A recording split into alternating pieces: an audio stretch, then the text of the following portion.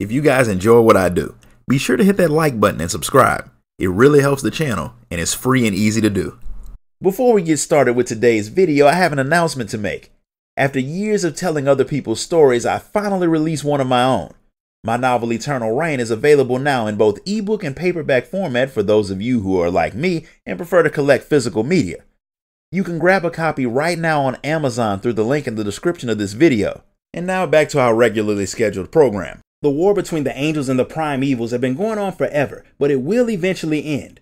According to Deckard Cain's research, when the end times comes, a sign will appear in the sky and justice will fall on the world of men before the armies of heaven and hell have their ultimate clash. He thinks that time is coming soon, but his niece Leah thinks he's just a crazy old man, right up until the moment a star falls on the cathedral that they're in, and her uncle falls in the very deep hole that it made. The fallen star causes a lot of weird things to happen in the land around Tristram, namely a lot of the dead start to come back to life. This causes various heroes to come to the land in search of the star, and you're one of them. When you get to Tristram after fighting your way through a lot of zombies, the guard captain who's trying to hold the city against the hordes of undead tell you where Leah is. Since she's the only survivor of the initial impact, she's the only person who can tell you exactly where the star fell. Leah thinks her uncle is still alive in the depths below the cathedral, even though he should be very dead from the fall alone, even if we ignore the fact that he got hit by a meteor. She had tried to look for him, but the undead had already started waking up, so instead of waiting around to get eaten, she'd come back to the town to get the militia to help.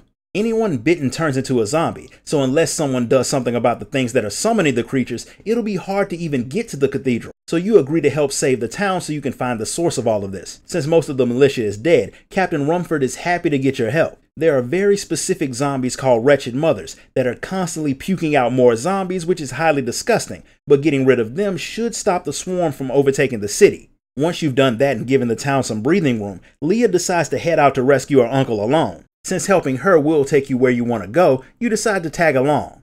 The militia had locked the way to the cathedral before they'd gotten overrun, and the key to that gate is probably in Leah's mother Adria's old hut, which is where most of the militia got killed, so that's where the two of you head. Adria had died when Leah was a baby, so her uncle had raised her. He's the only family she has, which is why she refuses to believe he's dead until she sees his body. She never knew her father, but she'd heard he was a great warrior who died when Tristram had fell to the demons. The people had claimed that Adria was a witch, but Leah hadn't believed them. However, when you get to her hut and find her underground cellar, it starts to look like the people may have been right about her based on some of the very witchy things that you find down there. You don't get to do too much snooping around before the zombified Tristram militia attack you and force you to kill them for a second time. When the fighting's done, Leah finds the key you need and her mother's old journal. She wants to read it, but she wants to save her uncle first. But since you can move faster on your own anyway, you tell her to find out what she can about her mother while you go to save her uncle, if he's still alive. When you make it to the lower levels of the cathedral, you actually find Deckard Cain alive and being chased by a small horde of skeletons that are being led by a much larger and clearly more powerful one that claims to have been resurrected by the falling star's power. After you save Deckard Cain's life by killing the things that are after him, you let the old man know that his niece sent you and she's alive and well. He's glad to hear that she made it out of the cathedral, and after showing you a pathway out of the depths, the two of you head back to Tristram to talk about the fallen star and this resurrected skeleton king that's blocking your path to it. Leah's happy to see that her uncle did survive, but despite what's been happening, she still doesn't believe his story about the falling star being a sign of the end of the world. Whether it is or isn't is irrelevant for the moment, because regardless of what the fallen star means, you still have to deal with the skeleton king. Before he died, he was Leoric, the king of Tristram who had been corrupted by Diablo's power. He caused a lot of problems for the people before he was finally put down, and now that he's back, he will probably do the same. Even if he was content with staying where he is and not bothering anyone else, you have to go through him to get to the fallen star, so that's what you're going to do. Putting the Skeleton King back in the ground won't work without his old crown though. Fortunately, Hadric, the town blacksmith, knows where it is, so you track him down. He's a bit busy with a not so pleasant task at the moment, so he doesn't have time to talk about the crown. Everyone who's been bitten has been put into the town cellar, and he has to put them all down. And one of them is his wife. After you help him with a very unpleasant job, he lets you know that the crown is buried with his grandfather, Leoric's former chancellor. The crypt where the crown is buried is full of the undead, and when you try to take it, the chancellor's spirit wakes up to try and stop you. He knows that the crown can revive Leoric, and he doesn't want that. He doesn't realize that you're trying to reattach his soul to his body so you can kill him. But explaining things to ghosts isn't something that ever works out well, so you kill the spirit and take the broken crown back to Hadric. He fixes it, and Deckard Cain lets you know that the crown can unlock the sealed door in the room where you saved him. That will lead you to the royal crypts where Leoric's body is. Putting the crown on his head will reunite his spirit and body. Then you can do what you need to do to finish him off. The crown was obviously not the only way to get into the lower levels of the cathedral, because when you get there, a Templar named Cormac is being tortured by some weird cult members. After you save him and he rearms himself, he lets you know that he's there to kill the Skeleton King too, and the only way to get to him is to go through a former member of his order named John Dar. Since you're both on the same mission, he decides to tag along. Once you kill the former Templar turned necromancer, you make your way down into the crypts and confront the Skeleton King. Once the insane king has been put down for good, you find the spot where the fallen star had hit. It turns out that the thing that fell out of the sky was a man. He claims he came with a warning about something bad that was coming, but he can't remember what he was supposed to say or where he came from, so you take him to Deckard Cain to see if he can figure it out. The fact that the strange man survived falling from the sky like a meteor makes it pretty obvious that he's not a human, since any human who did even half of that would be very dead. The only thing that the man can remember is that when he fell, he had a very powerful magic sword with him, but it broke into 3 pieces. Cain thinks that fixing the sword will restore the man's memories, which means you now have yet another mysterious item to hunt for. The goatmen have been acting strange in the nearby fields, so Leah figures that maybe a piece of the sword could have landed near them. So you head out there to see if you can find it. A piece of the sword has landed in one of their caves, but you weren't the first one to find it. A group of cultists, like the ones you found near the Skeleton King, are trying to do something to the sword. So you stop them in the easiest way possible, and that's by brutally unaliving them. With their ritual interrupted, their leader Magda appears, claiming that the sword belongs to her coven.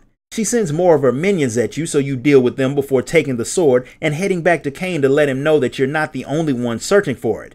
Cain knows about Magda's coven. It's what's left of the religion called the Triune that worship the prime evils.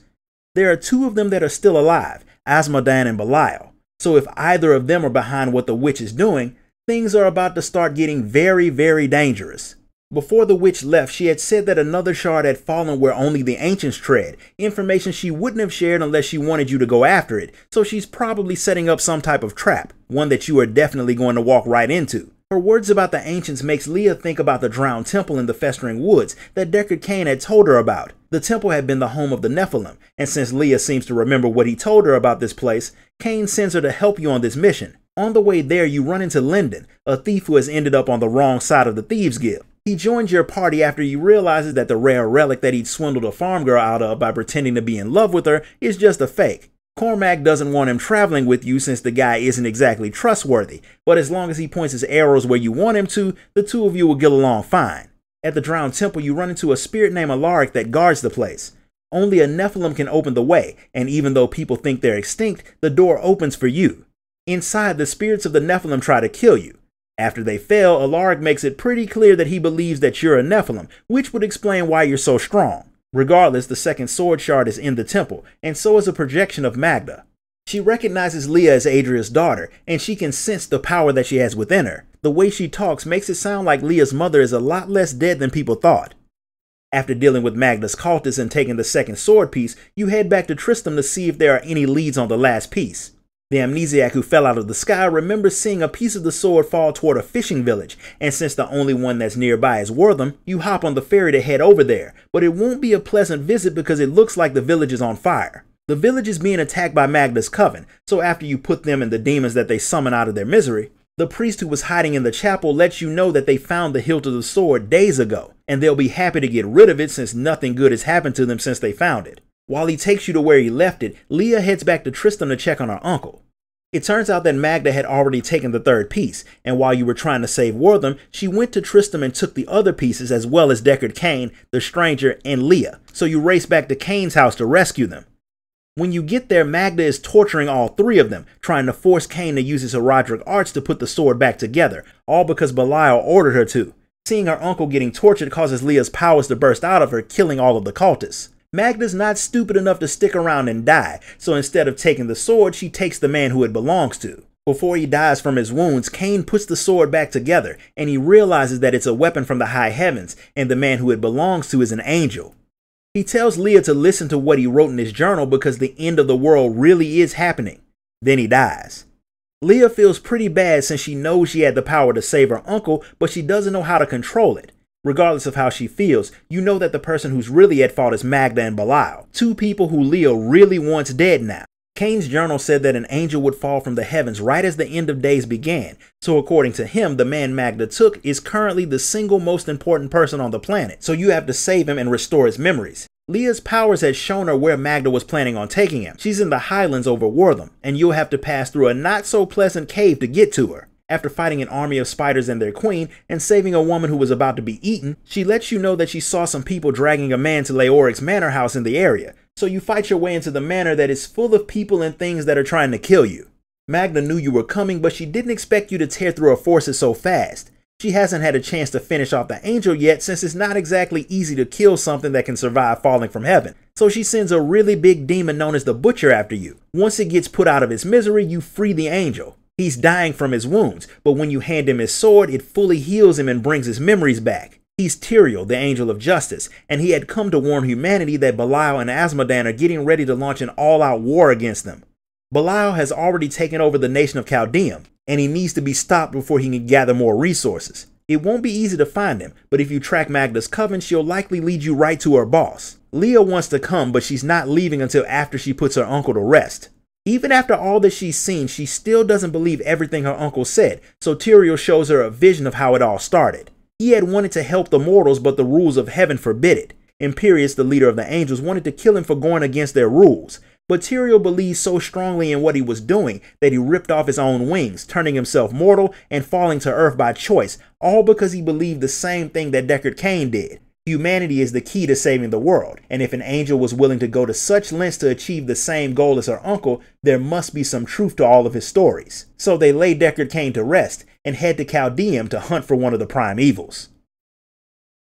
This concludes the story of Diablo 3's Act 1. If you enjoyed this video, be sure to like it, comment, share it, and subscribe. Grab a copy of my novel on your way out, and I'll see you all next time.